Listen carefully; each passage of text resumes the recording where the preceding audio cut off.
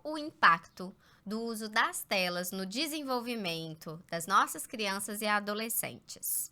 Bora conversar sobre isso? Eu sou Lorraine Prado, psicóloga e educadora parental em disciplina positiva, e esse tema foi escolhido por você lá no Instagram. Você considerou que esse era o tema de maior interesse da semana, tá? Então eu agradeço a participação de quem pôde ir lá votar. E se você não me segue, vá lá, lorraineprado.psicóloga, porque nós fazemos um bate-bola entre esse canal aqui e o Instagram, para que a gente possa sempre trazer conteúdos úteis para vocês.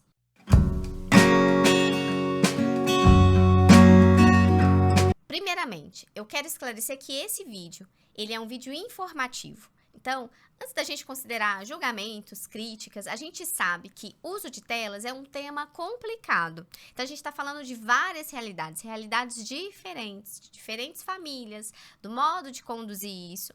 E é algo que toca na saúde pública, sim, mas é algo também que depende de um universo particular. Nós estamos falando aqui de famílias que às vezes são compostas, né, por mãe solo e que não tem uma rede de apoio. Às vezes estamos falando de configurações de uma mãe com um pai que viaja muito, como é o meu caso, né? Então, são diferentes realidades e isso acaba prejudicando um pouco a administração, sim, de como vai ser esse uso das telas. Então, eu vou trazer informações apontando para vocês, né? O uso de telas é tido como um fator de risco, ponto. Mas eu vou trazer aqui risco a quê? Quais são esses riscos? Eu acho importante vocês terem ciência, né? Terem esse conhecimento, ponderarem aí, equilibrarem e adequar a realidade, vendo o que é possível. A gente não fala em perfeição, né? Novamente a gente traz um maternar possível dentro daquilo que a nossa realidade comporta e a gente faz o nosso melhor. Quero citar um estudo que foi feito com 541 crianças pré-escolares nos Estados Unidos. Esse estudo foi feito entre 2011 e 2015, aponta sim que há uma influência, né, há uma predisposição quando há o uso excessivo. Então, a gente vai falar do uso excessivo e isso é algo muito importante para você pegar aí, porque há sim uma forma mais adequada que as nossas crianças podem estar utilizando as telas, de modo a não haver tanto prejuízo ao desenvolvimento delas, tá ok? E aí a gente vai estar considerando o quê? Nesse estudo, ele aponta o desenvolvimento de várias áreas do nosso cérebro, né, ao longo dos anos. Então, uma coisa muito curiosa, né, o cerebelo, ele finaliza o amadurecimento dele, por exemplo, aos 6 meses. É uma área responsável por coordenação motora, por equilíbrio. E aí, cada área cerebral responsável por uma função específica, por uma tarefa, né, vai se desenvolvendo em estágios específicos. E aí, conforme esse estágio, que o uso abusivo, o uso excessivo vai estar prejudicando determinadas funções. Isso é algo que a gente tem que se atentar. Por isso, a recomendação tanto da APA, Associação de Psicologia Americana, e da Organização Mundial da Saúde, é que antes dos 2 anos não seja oferecido telas, porque é o ápice do nosso desenvolvimento neural, né? E ali todas as funções executivas vão estar se fortalecendo. Não vão estar totalmente maduras, mas elas vão estar se desenvolvendo e num pico muito acelerado. E se a gente oferece telas, muito estímulo também pode ser prejudicial. Quero compartilhar algo com vocês e que a gente tem que se atentar, né? A Liz teve terror noturno com 2 anos de idade. E uma coisa que me fez refletir sobre o uso de telas, que eu considerava nessa fase, né, da minha vida, nessa época, educativo, eu oferecia videozinhos de inglês. Por quê? Porque a Liz vai falar inglês mais rápido. Ou de notas musicais, porque ela já vai ter esse conhecimento.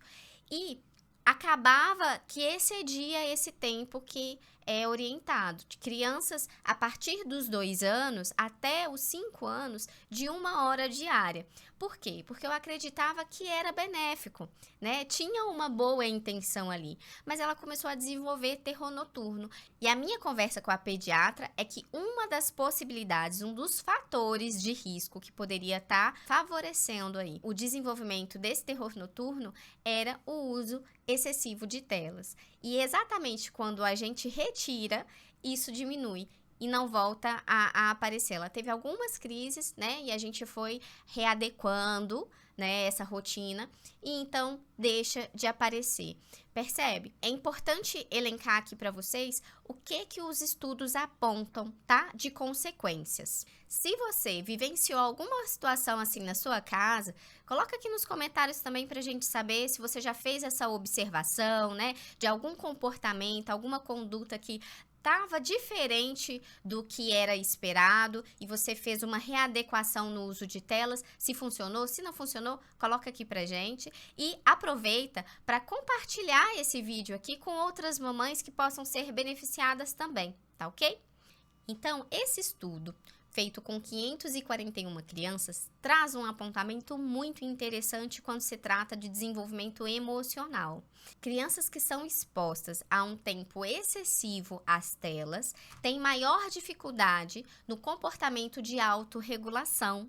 E aí a gente pode pensar naquelas crianças que têm uma maior intolerância à frustração, que não têm uma flexibilidade cognitiva, que têm maior dificuldade mesmo em se acalmarem, né? E aí entra numa outra questão que outros estudos apontam, que são os efeitos sobre as funções executivas. Lembra lá que a gente falou que cada etapa do desenvolvimento, conforme cada etapa é que acontece a orientação do tempo, que é menos prejudicial para que a criança possa utilizar? Pois é.